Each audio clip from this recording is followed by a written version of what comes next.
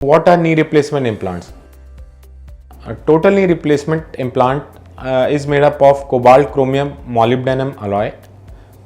There is a different company which has an oxenium implant. Type of implant differs in the terms of longevity of the implant. According to me, all companies are good in terms of longevity and performance.